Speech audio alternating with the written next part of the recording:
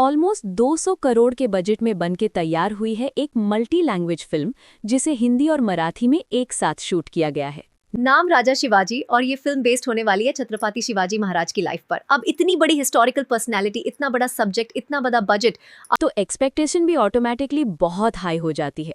लेकिन जैसे ही इसका टीजर आया, पब्लिक का रिएक्शन कुछ और ही निकला। थोड़ा सा नाराज नहीं भाई, काफी लोग तो सीधा गुस्से में दिखे। सीधा साफ शब्दों में बोलूं तो पूरे टीजर में अगर सच में कोई एक चीज सबसे अच्छी लगी है तो वो है इसका म्यूजिक, और उसका क्रेडिट जाता है अजय अतुल को, क्योंकि मराठी कल्चर की जो उनकी समझ है वो यहाँ साफ सुनाई देती है। बैकग्राउंड स्कोर में एक वेट है, एक फील है, एक रॉयल टच है। लेकिन प्रॉब्लम ये है कि सिर्फ म्यूजिक से फिल्म नहीं चलती। अब बात करते हैं कास्टिंग की। सपोर्टिंग कास्ट में कुछ चेहरे अच्छे लगते हैं, कुछ पुराने नॉस्टैल्जिक एक्टर्स भी दिखते हैं, लेकिन उनको देखकर ऐसा फील होता है जैसे वो बस डायलॉग्स बोल रहे हैं। मतलब एक्टिंग के लिए एक्टिंग हो रही है, कैरेक्टर में घुसने वाला फील कम है। और अब आते हैं सबसे बड़े पॉइंट पर, मेन लीड। भाई, मैं किसी एक्टर के खिलाफ नहीं हूं, लेकिन छत्रपति शिवाजी महाराज जैसे कैरेक्टर को जब आप इमेजिन करते हो तो दिमाग में एक अलग ही प्रेजेंस आती है, एक अलग आभा, एक अलग कमांड, एक अलग आग। और ऑनेस्टली रितेश देशमुख इस रोल में उतने फिट नहीं लग रहे।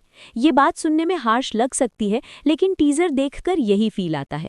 और मजे की बात क्या है, इस फिल्म के डायरेक्टर भी खुद वही हैं, तो यहाँ रिस्क डबल हो जाता है, क्योंकि अगर लीड कास्टिंग ही लोगों को कन्विंस नहीं कर पा रही तो आधी लड़ाई वहीं हार जाती है। और ये प्रॉब्लम और ज्यादा बड़ी इसलिए लगती है क्योंकि इसी तरह के हिस्टोरिकल, रॉयल और इमोशनल स्केल वाला सिनेमा ऑडियंस पहले से देख चुकी है। छत्रपति संभाजी महाराज पर बना सिनेमा लोगों के दिमाग में फ्रेश है, तो ऐसे में राजा शिवाजी का लेवल उससे कम से कम 10 गुना बड़ा फील होना चाहिए था।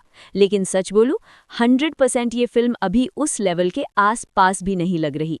यहाँ तक कि अगर आप कंपैरिजन करो तो विकी कौशल वाली फिल्म का बजट इससे कम होने के बावजूद उसका इम्पैक्ट कहीं ज्यादा स्ट्रॉन्ग फील हुआ था।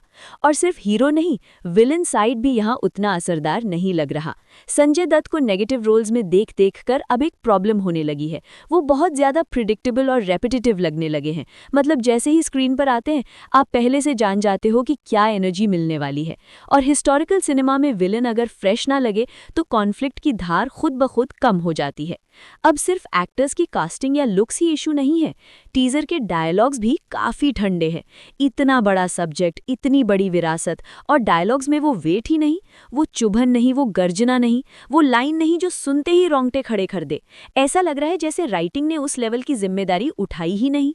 लेकिन पूरी गलती एक्टर्स पर डालना भी सही नहीं होगा, क्योंकि टीजर का सबसे बड़ा झटका है इसका वीएफएक्स। भाई, कुछ शॉट्स देखकर तो सीधा ओम राउत वाली फील आ जाती है, और ये कोई कॉम्प्लीमेंट नहीं है।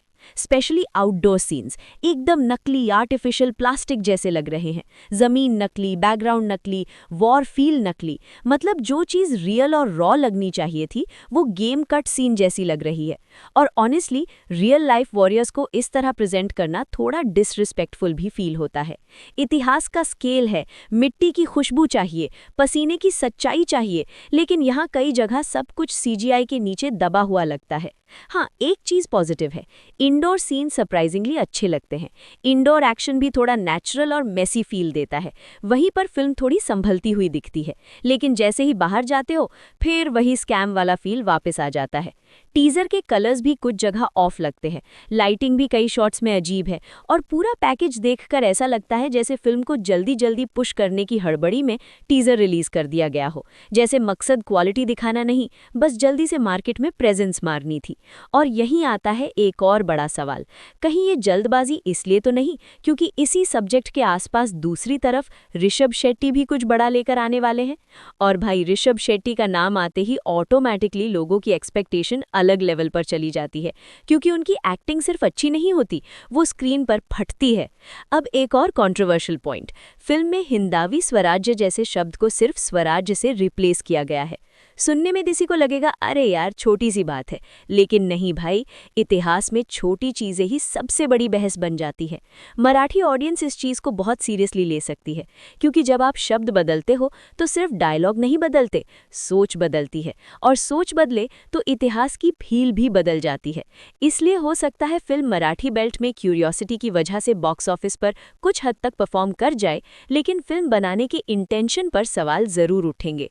और ऑनेस्टली रितेश इस वक्त आग से खेल रहे हैं, क्योंकि इतना बड़ा हिस्टोरिकल सब्जेक्ट अगर मिस हो गया तो बैकलैश भी उसी लेवल का मिलेगा। और इस पूरे मामले की सबसे बड़ी सीख क्या है? बड़े बजट से आप सिनेमा की क्वालिटी नहीं खरीद सकते, क्योंकि इसी टाइम पर दूसरी तरफ एक ऐसी फिल्म का ट्रेलर आया है जिसका बजट कंपैरेटिवली बहुत कम है, लेकिन उसके विजुअल्स देखकर दिमाग हिल जाता है। ऐसा लगता है जैसे कोई इंटरनेशनल लेवल की फैंटेसी वर्ल्ड बिल्डिंग देख रहे हैं। Unique subject, fresh execution, detailing, visual imagination, सब कुछ क्लिक कर जाता है। एक तरफ बड़े बड़े नाम, बड़े बड़े चेहरे, बड़ा बजट, और दूसरी तरफ कंपैरेटिवली छोटे रिसोर्सेज के बावजूद बड़ा विजन। यही फर्क है सिनेमा और सिर्फ प्रोजेक्ट में। तो फिलहाल मेरी ऑनेस्ट फीलिंग यही है, राजा शिवाजी का टीजर बहुत कुछ बन सकता था, लेकिन जो आया है उसमें कुछ न कुछ क्लियरली ऑफ है। कहीं ना कहीं सोल मिसिंग है, कहीं ना कहीं कास्टिंग मिसमैच है, कहीं ना कहीं राइटिंग फ्लैट है, और सबसे बड़ी बात विजुअल स्केल है लेकिन सिनेमैटिक ट्रूथ नहीं है। अब आप बताओ, आपको भी इस टीजर में कुछ ऑफ लगा, कुछ मिसिंग लगा, या फिर आपको ये टीजर जेन्युइनली सॉलिड लगा और मैं गलत हूँ? कमेंट सेक्शन में ऑनेस्टली बताओ। वीडियो पसंद आई हो तो लाइक करो, शेयर करो, चैनल को सब्सक्राइब करो। मिलते हैं नेक्स्ट वीडियो में। Take care, bye bye.